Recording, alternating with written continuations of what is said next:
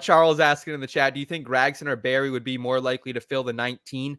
I lean Barry more just because it could be bringing Rodney Childress with him, his crew chief, who's just a super decorated guy in the sport. Really the man. Like, I think Josh is the biggest free agent, in my opinion, if Rodney goes with him. Your thoughts?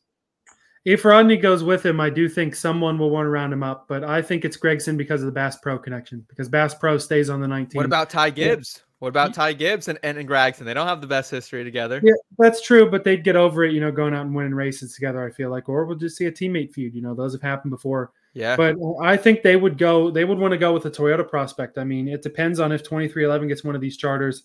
I think the next Toyota that opens up in Cup is Corey Himes. Heim time. Yeah. So whether it's MTJ retiring or whether it's a third 2311 car. And I think maybe it's a little soon to bring Heim to Cup. Winning a whole bunch of races in the Truck Series clearly does not always translate to immediate Cup success, as we've seen with Zane Smith. Yeah. Rough go for Zane Smith. But, yeah, you also got Chandler Smith down there. Let's not forget about that in the Xfinity Series. Chandler Smith, I think, could fill that 19 or one of the 2311 cars. But, yeah, I think Heim time probably would be a good choice if they want to stay in-house there.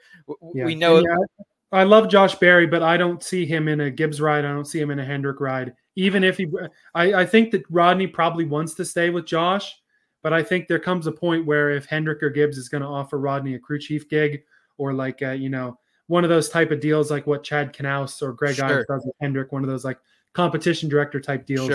I think Rodney could be persuaded to move on. But I know that they want to try to keep that 4 team together, and even if you keep the 4 team, move it over to FRM or something, just keep everything intact, I think they're going to be set. But I'm troubled to see that happening. I really don't know that it will.